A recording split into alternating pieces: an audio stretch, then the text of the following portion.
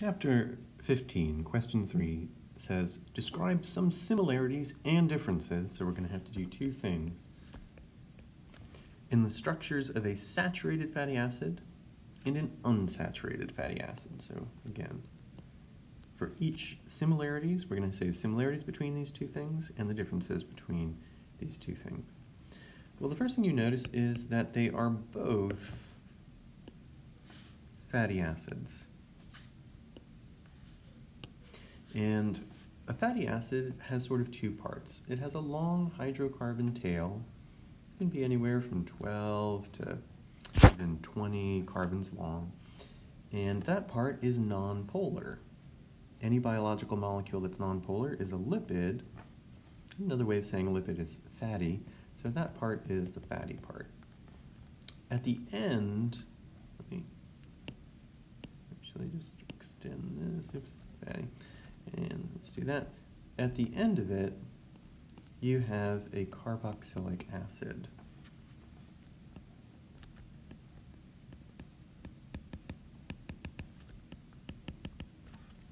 And so these two, any molecule that has these two things, a fatty tail and a carboxylic acid,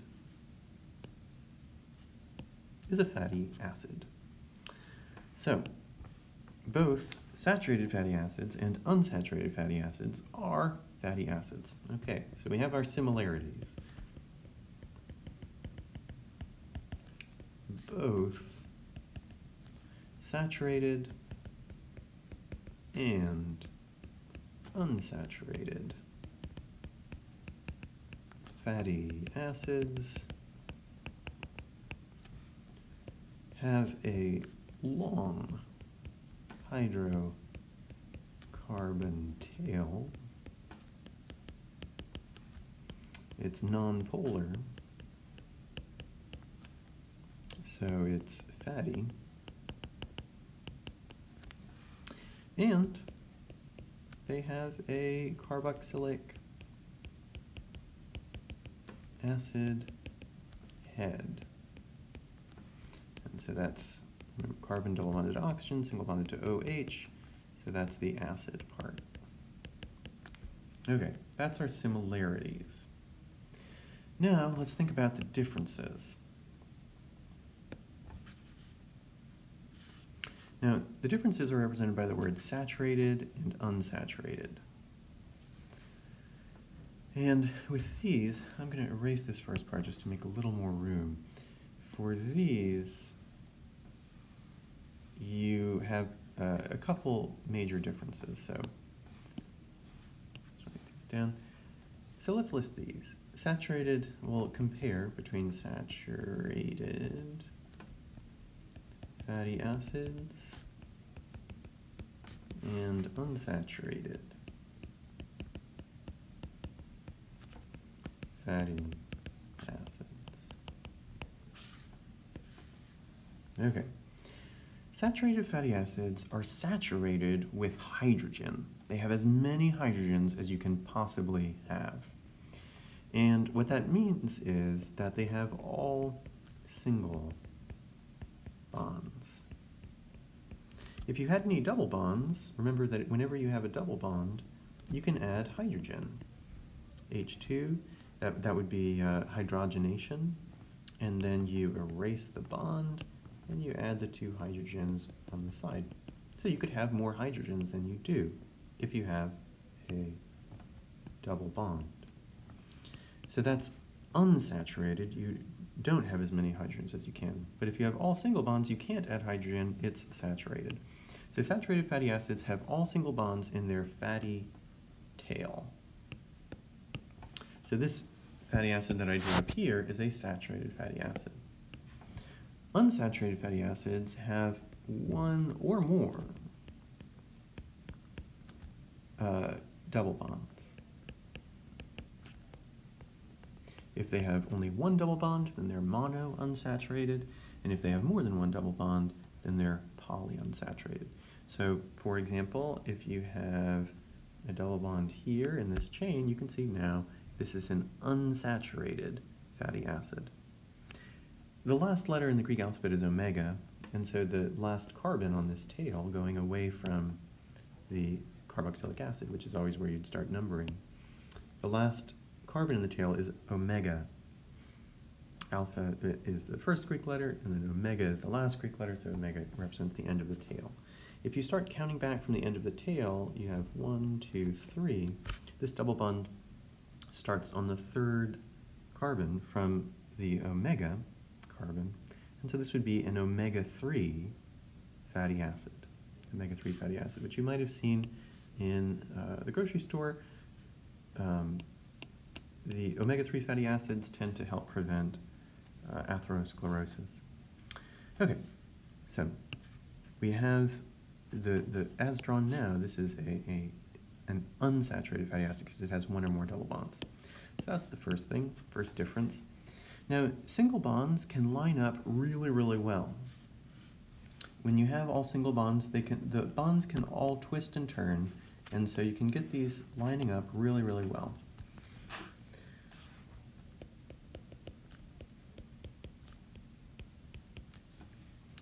When you have a double bond, it creates a chink in the chain. So you could have like a double bond, but if you have a cis double bond, then it creates a sort of chink in the chain. And so if you have another one, it has to start all the way over here, and then you have the chink in the chain, and then it goes out there. And they can't get as close to each other as the saturated fatty acids can. So these are unsaturated fatty acids with the double bond that makes them unsaturated. And then the saturated ones would all line up really, really well because all the bonds can rotate. Double bonds can't rotate. So unsaturated fatty acids don't line up well. All right. Now the only thing holding together, the only intermolecular forces between more than one of these molecules are London dispersion forces. Remember, there are 3 intermolecular forces from strongest to weakest. They're hydrogen bonds, dipole-dipole interactions, and London dispersion forces. In order to have hydrogen bonds or dipole-dipole interactions, you have to have a nitrogen, oxygen, or fluorine that creates a big difference in electronegativity, and so then partial charges. A slightly negative charge on the nitrogen, oxygen, or fluorine, and a slightly positive charge on whatever they're bonded to. But you can see that in this fatty tail, it's fatty precisely because it doesn't have nitrogen, oxygens, or fluorines in it, in the tail. And so the only intermolecular force between multiple tails is going to be London dispersion forces. And remember, these happen because if you have an atom, there's no guarantee that the electrons will be evenly spaced at any one time. For a fraction of a second, all the electrons could be on one side of the atom. That part would be slightly negative, and the other part, where all the electrons are missing, would be slightly positive. If you had 2 atoms doing this at the same time, then for that fraction of a second, they would attract.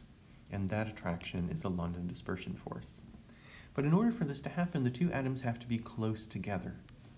And you can see that in saturated fats, they're very close together.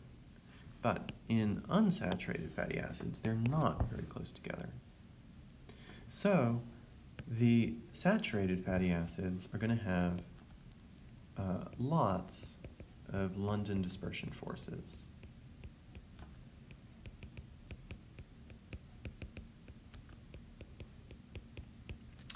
Whereas the unsaturated fatty acids don't come into as close contact with each other, and so they don't. Or they have fewer London dispersion forces.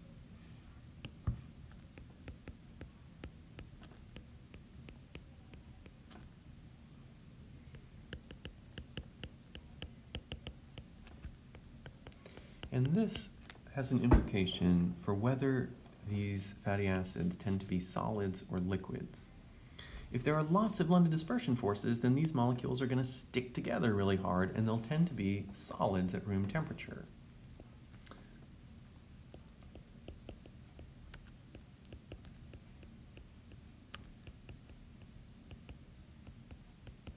So another way of saying that is that they have a higher melting point. They melt at a higher temperature. They tend to stay solids at room temperature.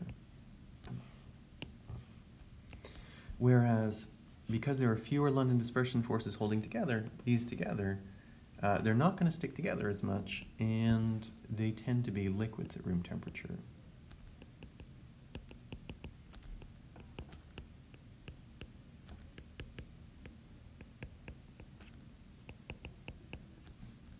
Another way of saying that is that they have a lower melting point. So they melt at a lower temperature, the temperature below room temperature. They turn into liquids. Now, that has a couple implications. First, notice that fatty acids, if you go through life, if you're eating a meal, you can tell whether you're eating saturated fatty acids because they're going to be solids at room temperature. So think the fat in a steak, the grizzle in a steak, or butter. Those are solid at room temperature, and so you know that they're saturated fatty acids. What's making them solid are all of those London dispersion forces. Unsaturated fatty acids, going through your daily life, eating a meal, how can you recognize whether you're eating unsaturated fatty acids? They're going to be liquids at room temperature, so think oils, olive oil, sunflower oil. Any sort of oil would be an unsaturated fatty acids. And there are health implications for those things too. Saturated fatty acids are not just solid at room temperature outside of your body, they tend to be solids inside your arteries as well.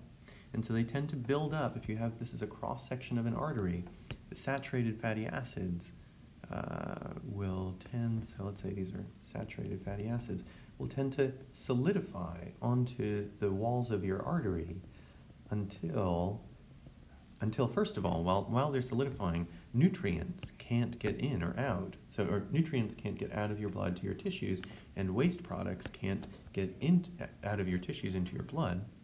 So it's slowly harming you that way, and as the waste products build up, you have a higher risk of getting diseases like cancer. But eventually, the saturated fatty acids will build up to the point where it completely clogs an artery, and that's when you would get a heart attack. So those London dispersion forces that are holding the saturated fatty acids together have serious implications for the health of that. With unsaturated fatty acids, on the other hand, something like an omega-3 fatty acid, those tend to be liquid at room temperature, and so they pass through your arteries and they don't build up on the inside of your artery walls. So nutrients can get from your blood to your tissues, waste products can get from your tissues to your blood, and you're not at risk of a heart attack. So those are some similarities and differences between a saturated fatty acid and an unsaturated fatty acid.